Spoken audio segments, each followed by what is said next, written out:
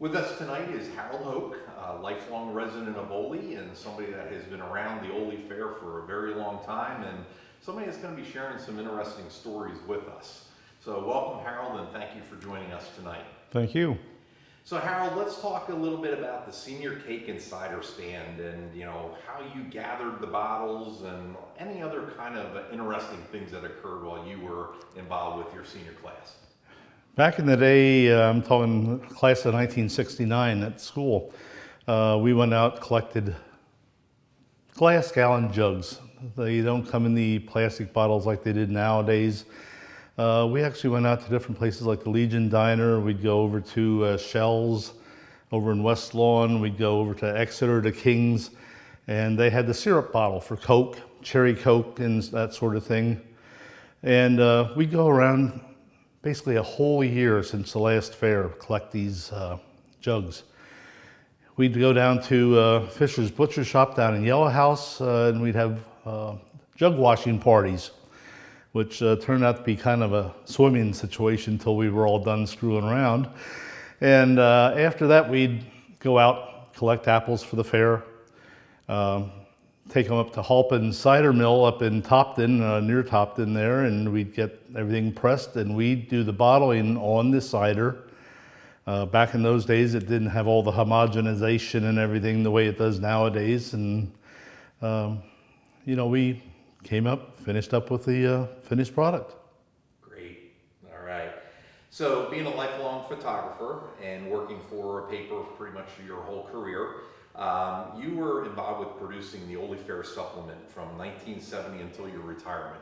Do you want to talk a little bit about that and what that meant to the fair? Yeah, that originally in 1970 when I started working for the newspapers, I was with the Boyertown Times. And every year we put out a special supplement to the featuring fair people that needle craft and the cows and what have you. We did kind of features on a lot of different people over the years. And back in that day, it was just a black and white publication, very simple. I think the first ones might have been like 8 pages in a tabloid form, nothing spectacular. As we went along over the years, it got to be to the point where it was done in color, and we'd get up to like 16 pages, then it was 28 pages. We'd get into the 30s. And I did that for, 42 years down at Boyertown. Then they had changeover and I left, went to the Red and Eagle, and they produced a tabloid as well. And if I'm not mistaken, that's like 42, 48 pages thereabout, and became a big part of the Berks Country stable that they put it under. So lots of years put into it, a lot of different people I got to see and photograph, and did some of the stories as well, did the layout on them. So took a lot of time, 50 years worth. Great. We always did a great job of that, and a lot of people really enjoyed looking at that. So there's 2 big tents that you remember quite well during the fair. Why don't you tell us a little bit about them? Yeah, back in the early days of the fair, I really don't remember when it was over behind the school, I don't remember those tents there. But once they moved to the fairgrounds, there was 2 giant-sized tents, which took up the area where the commercial building now sits. And they had everything from, I especially remember Long Acres down in Valley, the new washing machines, dryers. Why I remembered that at that age, I don't know. But they had a variety of different household goods in those tents. They were large Army surplus, and they took up a ton of room. It was incredible, the size of the poles that went up through I think there were actually 3 poles in each tent, and they had to be about 1 foot in diameter. And they were maybe 30 foot high. It must have taken a lot of work to get those up into place, hoisting the tent up. So Harold, I know you're a car guy, and back in the day of the fair, we used to have quite a few car dealers that came to the fair. So tell us a little bit about that and where they were located and what kind of cars did they bring? Well, my dad had a garage right across the street from the fire company, so I had to go about the length of a soccer field to get to the fair. But when it was up at the school yet, there were all kinds of car dealers there, all the way around the school building. And being a car guy, growing up with the cars, I remember in particular, it had to be September of 1957, because they had the brand new 58 Chevy Impalas there on display. And for some reason, that 58 Chevy just stuck in my mind. They had those particular Chevys came from Hoch Chevrolet down in Boyertown, which no longer exists. Spence Ford, which is now Fred Bean Ford. Quigley, Chrysler, Dodge, and Plymouth. Most of the car dealers back then were from the Boyertown area. It was kind of funny, after the fair was over and you were at school that following Monday, you could see where every car sat, because there was, where everybody was walking around them, it was like dead grass all around, but bright green where every car sat. And back in those days, the brand new cars always came out the middle of September. Back then, the fair was the last week of September into the 1st of October, depending how the calendar fell.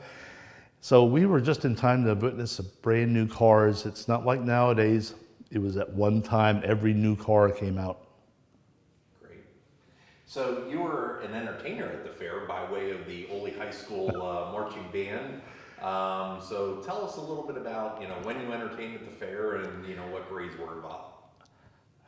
Back then, I was from 7th grade to 12th grade in the band, and our main entertainment on a Saturday night was the Oley Valley Area High School Band. And if I'm not mistaken, Friday night was the Fleetwood Band, and Thursday night was the Brandywine Band, if I'm not mistaken. So considering the entertainment people come out to see nowadays, I'm really sorry for the performance I put on for them. Great. At the same time, you go, the year after I graduated in 1970, Thursday night they had a Battle of the Bands. It was all hard rock, not hard rock, but rock and roll type bands that we used to see at the local dances and so on.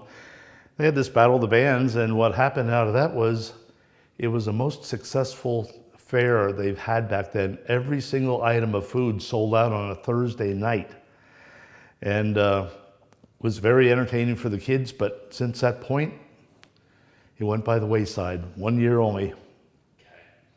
So in 1963, you said you entered your first entry into the fair, and you're really proud of that entry. Tell us why. Never really had a cause for entering the fair. I wasn't an artist or nothing, but my dad was big into putting all kinds of things in the garden. And we entered potatoes. I helped dig the potatoes out, so he allowed me to go ahead and enter the potatoes. And I won grand champion on the potatoes in 1963. Great, congratulations. That's something to be proud of. So you're very iconic during the fair. You're walking around always with your cameras over your shoulders and in your hands, and you probably took the most pictures ever so far of anybody at the Oley Fair. But as you're at the Oley Fair enjoying yourself, any favorite memories that you'd like to talk about? Favorite memory has to be always making new friends, seeing old friends, relatives that you don't see for years on end. The most outstanding memory I really have is I'm going back to the cake and cider stand again. We had, I'm going to guess, between 20 and 40 gallons of cider left at the end of the fair. The entertainment was over. Everybody started walking out of the place. Well, we had all this cider left. So we had two particular guys in our class. It was Harvey Hartman, who many of you might remember as being owner and proprietor of the Legion Diner. So Harvey, he was kind of pleasingly plump, let's say. And then there was another fellow in the class by the name of Arnold Himmelreich, and he was skinnier than a railroad tie. They kind of put on a skit for Laurel and Hardy. And in the skit, Harvey would come out. Now, how much would you give for one of these here gallons of cider? Well, I don't know. Tell me how much you think I should get. They go on with this skit. It had to be for about 3/4 of an hour. People gathered around this thing like it was the main entertainment for the night. And we eventually sold all those gallons of cider we had left. That's one of the most outstanding. Great. Well, Harold, thank you for everything you've done for the fair, everything you continue to do, and we just appreciate you being part of the community. So thank you for doing this tonight. Thank you.